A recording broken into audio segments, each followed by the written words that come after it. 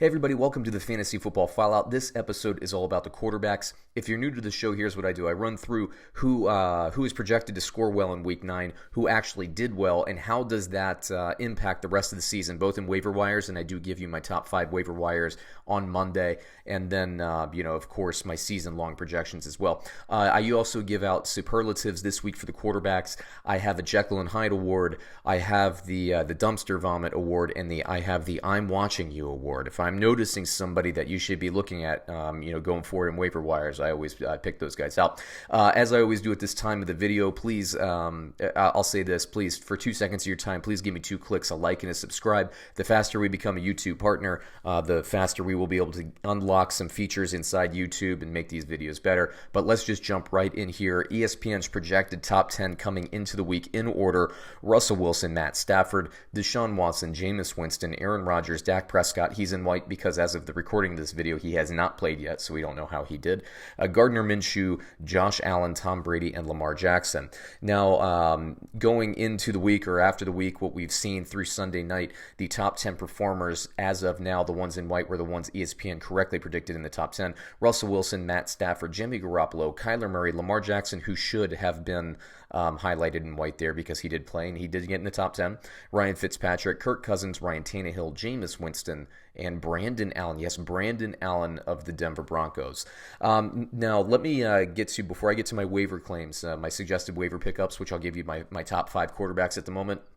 I'm going to give you my superlatives, my NFL superlatives. The Jekyll and Hyde award goes to Jameis Winston, who had himself a very nice game against Seattle in Seattle. And I'll say this, Bruce Arians is the head coach. I think he has some familiarity with some of these defenses in the NFC West, obviously, because he was a coach there for so long.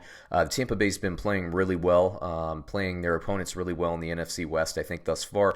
They had that steal of a game. They put up a lot of points against the LA Rams, and they put up a lot of points against the Seattle Seahawks here. Jameis Winston had a great game. The thing about him, as I've been saying on these shows, I will never hitch my wagon to Jameis Winston. He's way too volatile. He's like the penny stock of NFL quarterbacks. He had a great game. He's going to give you more great games. He's going to give you more awful games. Congratulations to him and to Tampa Bay fans, I guess, although they didn't walk away with the win, but that was not Jameis Winston's fault this week. My Dumpster Vomit award this week, and I'm going to have to rename this the Mitch Trubisky award if the season keeps progressing like it has been. Mitch, oh my gosh, I mean, the statistics are awful. I don't know that it's all his fault. I think that the NFL has reacted to the Nagy system there in Chicago. Something needs to give. I don't know. One of my co-hosts on the Get Paid podcast said, what if, and this is a big what if, but what if the Carolina Panthers, they're winning a lot of games right now with Kyle Allen, what if the Carolina Panthers somehow ship or trade or release Cam Newton, and Cam Newton ends up on the Bears?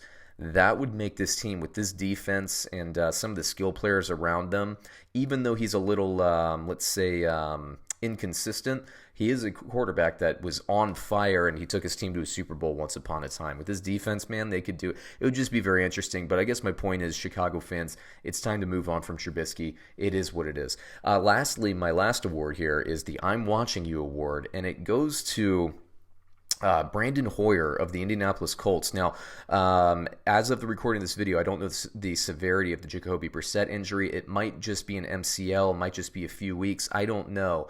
But what I said with Matt Moore in Kansas City, I'm going to say the same thing here with Hoyer in Indianapolis. They have a lot of good players. Yes, I know T.Y. Hilton is out, but Hoyer has a really good offensive system, a smart head coach, a running back. Kansas City doesn't have the running back, but Indianapolis has a running back that's very good, a really nice pass-catching running back as well. He's got some tools around him and some good coaching, so if you play daily fantasy or you're really desperate for a quarterback, he is somebody you could look at least for the next couple of weeks here. And I think that should bring me right now to my top waiver plays of the week as of Monday morning for the quarterbacks, and check back for my full weekly waiver report. I think those drop on Tuesday. But in order, my best waiver pickups for now is still number 1, Kirk Cousins. He's got weapons. I know Thielen could not finish the game this past week, but once he gets healthy, once he gets back in there, they're good. Remember, he still has Stephon Diggs to throw to. He still has Dalvin Cook to throw to, and those are two very, very big weapons for him. Number 2 is Jimmy Garoppolo. The Emmanuel Sanders trade, I think, really, I'm not going to see it transform this offense because there's still going to be a run-first offense, but Jimmy Garoppolo having those weapons, suddenly Deebo Samuel moves down to the number 2 receiver. The number 3 receiver can rotate between a guy like Dante Pettis, Marquise Goodwin, Bourne. Then you still got Kittle. You still have Tevin Coleman and Matt Breida. I like Jimmy Garoppolo's potential moving forward to improve. He had 4 touchdowns on Thursday night, and that's very, very good progress. Number 3 on my list is Derek Carr, only owned in 22% of the leagues at this point. When Derek Carr has Terrell Williams in the lineup, this offense really transforms. He's a lot better with Tyrell Williams, with that number 1 receiver, and Tyrell Williams is playing a lot better than I thought he was, so congrats to him. Hunter Renfro's coming along well. I like Darren Waller. I like even Foster Moreau at tight end. He's got a lot of weapons too. I like what this offense is doing. I think he's worth a pickup, especially we have a lot of teams on bye week this week, so look for him. Number 4 and number 5, I'm a little hot and cold on these guys, Mason Rudolph and Ryan Tannehill. They'll be available for you, but I like Tannehill actually. I should probably rank him number 4. I think I like him a little bit better longer term. But Mason Rudolph, he's throwing a lot, and he's throwing a lot to the running backs, and I think keeping the passes short is really serving him well. And Pittsburgh's been going on a run since they've really been, kind of running the offense through the running backs, and I think that's good. Once Connor comes back and they have a full complement of running backs, I think that's going to be really nice for Pittsburgh going forward, and they're going to have something to say. I mean, they could really go on a nice run here. This defense is playing really well too for Pittsburgh, so they're kind of an interesting team in the back half of the 2019 season. Ryan Tannehill, he didn't play well against the Panthers, but the Panthers were at home coming off an embarrassing loss. It's not altogether unpredictable what happened there. I'm still high on Tannehill. He actually had pretty decent yardage and a touchdown, but he had a couple of interceptions. That's not going to get it done. Carolina is really good at forcing those turnovers, but I still think Tennessee is going to go on a little run at the end of the year and have a say in their division as well. So we'll see what happens. But that takes me through this episode. Please check out, I do all the position groups except for kicker, so I'm going to have videos on the running backs, wide receivers, tight ends, and defense.